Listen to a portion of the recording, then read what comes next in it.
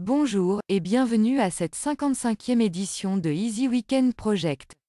Aujourd'hui, utilisation d'un MOSFET de type canal N en fonction commutation.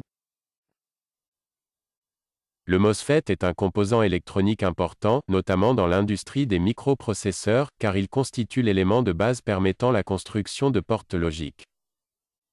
Il se présente comme un composant à trois ports. Le drain, la grille et la source. Respectivement notés D pour le drain, G pour la grille et S pour la source. Les tensions sont mesurées par rapport à la source.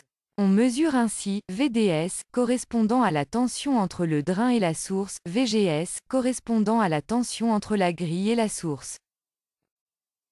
Enfin, pour un MOSFET idéal, aucun courant ne peut entrer par la grille. Ainsi, le courant qui entre par le drain ressort par la source et vice-versa. On note donc ce courant IDS car il est le même au drain qu'à la source. Il existe deux types de MOSFET, le MOSFET canal N ou N-FET, le MOSFET canal P ou P-FET. Aujourd'hui on s'arrête sur le MOSFET de type N-channel. Il possède trois régimes différents. En exploitant l'un ou l'autre, il nous sera possible de construire des circuits variés. Ces trois régimes sont régime de coupure, régime linéaire et régime de saturation. C'est le régime de coupure qui sera présenté dans ce simulateur. Souvent nommé mode commutation, le MOSFET se comporte comme un interrupteur ouvert lorsque la tension entre la grille et la source est en bas de la tension de seuil. Cependant, lorsque la tension entre la grille et la source dépasse la tension de seuil, le MOSFET se comporte comme un interrupteur fermé. Dans ce simulateur, j'utilise une source d'alimentation réglée à 12 volts DC. Aussi j'utilise un générateur de pulses en ondes carrées réglé à une fréquence de 1 cycle par seconde, avec un cycle de service réglé à 50% avec une amplitude de 12 volts. Ce qui veut dire que chaque cycle sera divisé en deux. 50% du cycle aura une amplitude de 12 volts positif et l'autre 50% aura une amplitude de 0 volts.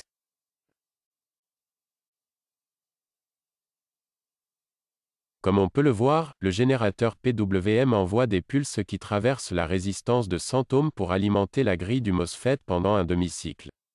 L'amplitude de ces pulses est à 12 volts. Comme la tension de seuil entre la grille et la source est dépassée largement, le MOSFET passe en mode commutation et l'ampoule s'allume de toute son intensité. Lorsque l'amplitude de la pulse retombe à 0 volts, la grille du MOSFET n'est plus alimentée. Le MOSFET se comporte dès lors comme un interrupteur ouvert, et l'ampoule, n'étant plus alimentée, s'éteint.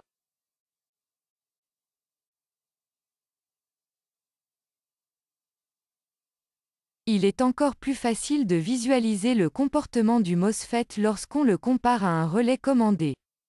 C'est précisément ce que l'on va démontrer de ce pas.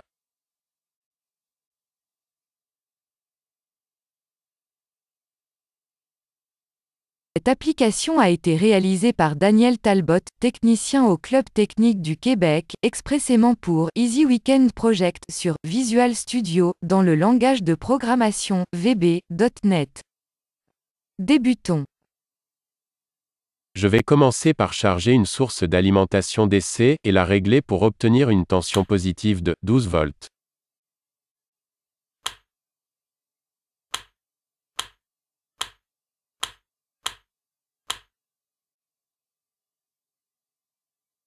Maintenant, j'ajoute un générateur de pulses avec modulation, communément appelé PWM. Ce PWM générera des pulses en ondes carrées à la fréquence sélectionnée, avec un cycle de service de 50%. Je vais maintenant brancher ce PWM à ma source d'alimentation en commençant par connecter le V+, du PWM, au V+, de la source d'alimentation. On fera de même avec le connecteur V- et le commun du PWM qui seront reliés au commun de l'alimentation.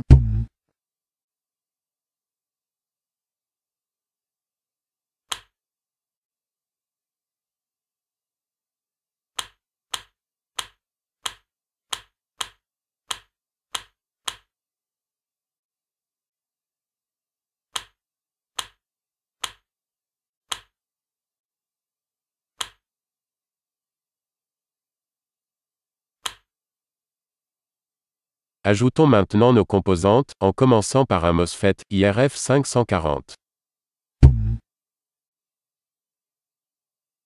Une résistance de 100 ohms, identifiée par R1.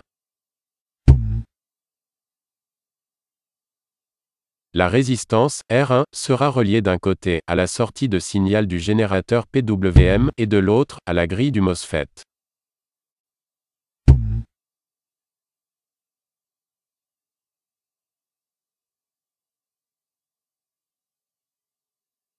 Maintenant, je vais relier la source du MOSFET, au commun, de l'alimentation.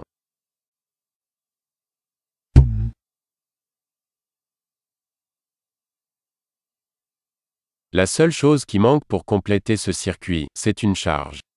Je vais donc ajouter un spot, en guise de charge. Je vais brancher le drain, du MOSFET, au négatif de mon spot, et relier son positif, au V+, de ma source d'alimentation.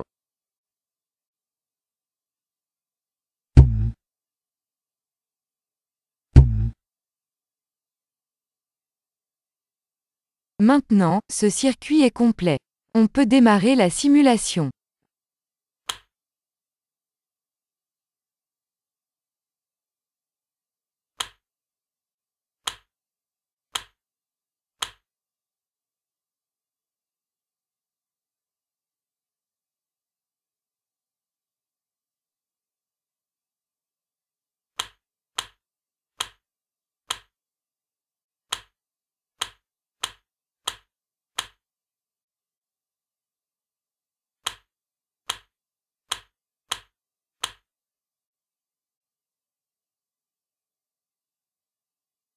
Dans ce mode, le MOSFET se comporte comme un commutateur qui est commandé par le générateur de pulses.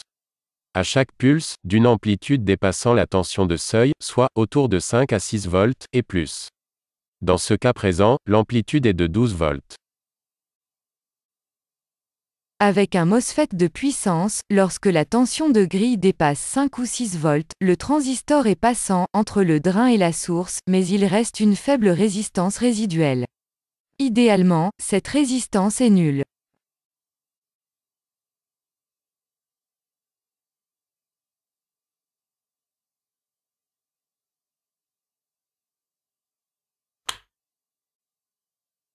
Pour encore mieux visualiser ce comportement, je vais reproduire ce même schéma, mais en remplaçant le MOSFET par un relais.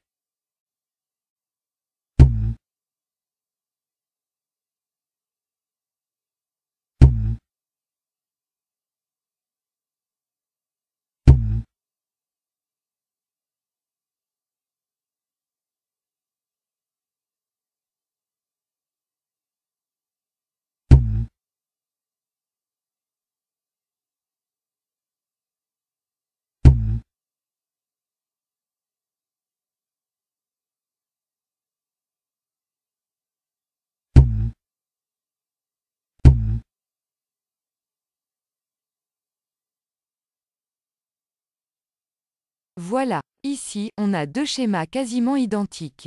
Ils remplissent exactement la même fonction. Dans le second schéma, le relais remplace le MOSFET et vice-versa. Tous deux jouent le rôle de commutateur commandé par pulse. À remarquer, j'ai rajouté une diode AN4007, elle est branchée en parallèle avec la bobine du relais. Sa cathode reliée à R2 et l'anode au commun. Cela dans le but de protéger le PWM des courants de rupture générés par la bobine. Démarrons la simulation.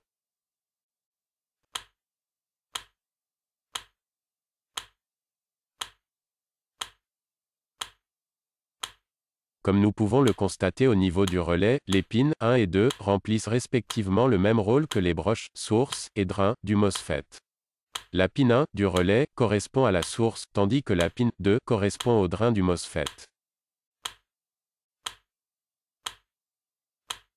Présenté ainsi, c'est beaucoup plus facile de comprendre comment fonctionne un MOSFET de puissance en mode commutation. Les transistors MOSFET sont parmi les meilleurs candidats en électronique de puissance pour la commutation rapide et le fonctionnement linéaire. Un des principaux avantages des transistors MOSFET de puissance, c'est qu'ils nécessitent que très peu d'énergie pour leur commande. Les MOSFET de puissance les plus utilisés sont des transistors canal N ou N-channel, même dans des structures symétriques d'alimentation à découpage. Je les utilise dans les onduleurs, forges à induction, commandes de moteur, pont en H ou demi-pont.